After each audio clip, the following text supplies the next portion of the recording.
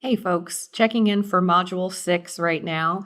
You have a couple of different things to accomplish this week. The first and most important is writing your draft of your annotated bibliography. Remember, you'll have 8 entries, including the bibliographic information, and then an 8 to 10 sentence summary evaluation, and just kind of like comment on how well that source treated the topic that you've selected. I assume that that's probably going to be the most labor intensive thing that you're doing this week. You don't have a book reading for this week because I want you to spend a lot of time with that. And additionally, I want you to start looking more specifically into your literary analysis. In fact, I want you to find your four sources that you're going to use in your literary analysis. And I just want to touch base a little bit more about what the details of that assignment are. And I have included those details once again in this module because clearly you're going to make sure that your sources meet the requirements of the paper. So the paper itself, and again, hopefully last week you finished reading your young adult literature book. I'm going into the area right now that says details of the literary analysis for your young adult literature essay. So I'm going to go through these really specifically and elaborate anywhere where I think that I should, but don't hesitate to reach out if you have other questions. So the structure of this analysis paper is built around the premise that an author's work is affected by his or her life experiences and the historical period in which he or she was working and living. Therefore, you will present information about each of those topics before diving into an actual analysis of the piece that you've chosen. Please note that the paper is divided into sections noted by Roman numerals. I would also like your paper to be divided the same way. So we'll say Roman numeral 1, introduction. And then on the next line, you start your first paragraph with the traditional indentation and all that. Please adhere to all MLA style guidelines, including heading, pagination, all that good stuff, double spacing, all that. So your introduction is just 150 to 250 words. This should consist of a well-structured intro to your author and his or her work. Name the author and the title and provide a brief overview of the summary of the book. The last sentence of the introduction should be a strong thesis statement that should let your reader know where you're going to focus on for your paper. The second section is a biographical sketch and historical setting. So it's what's going on in the author's life and what's going on in the world around the author when they were living. So short life story of your author. It's easy for this to get too long, so don't get into the weeds on this. It should be the most important information that truly gives the author or your reader insight into the author and what made your author tick. Discuss any important historical happenings of the author's lifetime. How did these events affect the author's work? How did the author's work affect the culture? Sometimes things are happening in real time. Sometimes an author writes a book and it immediately causes an effect and a conversation in culture. Sometimes it doesn't happen until later. So tell me, where your book lands in that historical context. What comment was the author making about this period in history?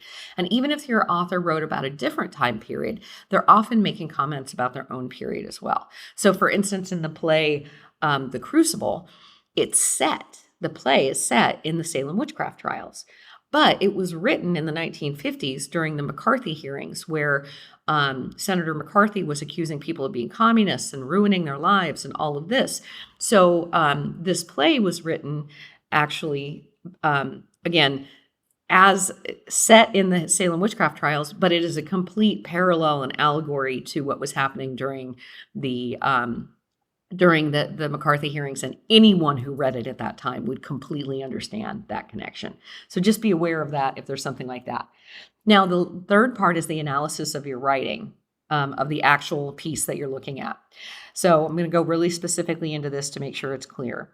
Again, you've already chosen your piece. Discuss its content. What is it about? And its significance. Why is it so well important? There should be very little summary. You've already given me a brief summary early on, and you can assume that your reader has already read the piece. So briefly examine the themes of the book rather than exactly what's like the summary. Then I want you to find critical analysis of the piece. These are the sources that we're talking about that you're going to be looking for this week. What do the critics say about this piece? Often students say they can't find critical analysis, but they often don't realize what they're looking for. Critical analysis is any time a scholar or another writer writes about the work of an author. Okay, I always like to say it's when writers write about the writing of another writer, kind of. So basically anything, it could be a review, it could be an article about you'll probably want some articles about the person's life and history for that earlier section. Here it could be like, oh, what was the effect of To Kill a Mockingbird? Maybe it's about if your book has been banned, why has it been banned? What is it? How do people respond to it? So lots of different places that you can take this, okay? Talk about this piece in terms of children's literature. Who is the target audience, like age and demographic? What need is the author trying to fill by writing the book? How might this book be used by teachers or caretakers? Excuse me. And then what do you think about it? I want you to actually use the word I here and say, I enjoyed this. I thought this was compelling. I felt this was good. Or I did not connect with this. Don't just say you like it or don't like it. Explain to me why and why that worked for you. But really your critical analysis from other authors is probably going to be the bulk of this section of your paper. Then your conclusion, just 100 to 150 words.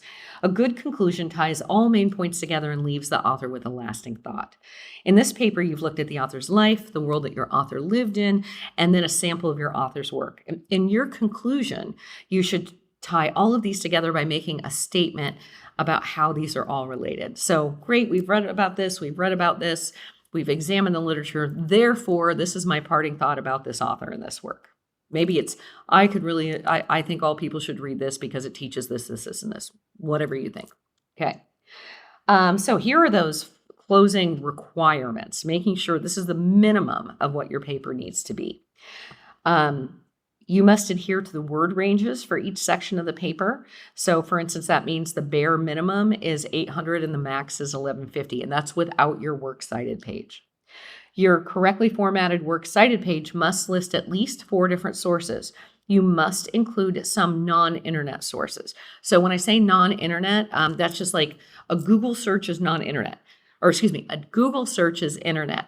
If you're going to go non-internet, I'd like you to get into the DMAC databases and actually pull down some peer-reviewed literary criticism. Then in addition to those 4 sources, you also need to list the bibliographic information for the book that you read.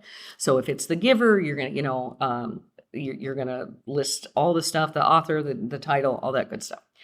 The paper must be formatted using MLA style. Again, I also asked you to format it using introduction, biographical and historical sketch, literary analysis, and conclusion. So there should be 4 Roman numerals in the course of that paper. And you must use parenthetical documentation to cite your sources within the text. That's where you put last name and page number. I'll throw a couple of extra resources into this module to make sure that you know where those are. And but if you have any trouble with that sort of thing, let me know. This is also one that I highly recommend. That I know we'll do a draft and I'll say, hey, go out and have somebody look at it. This is one I'm really going to highly encourage you to actually engage with an Academic Achievement Center tutor. It can be even online. A lot of them have, like West, you can send a paper, and as long as it's a 2 or 3 day turnaround, but then they get feedback on that paper. So I'd really highly suggest that you either sit down with someone or work with an online tutor to make sure that someone has seen this before you turn in your final draft. So that is the most of what I wanted to make sure that you are good with today. Please reach out if you have any questions, and I hope you have a great week. Thank you.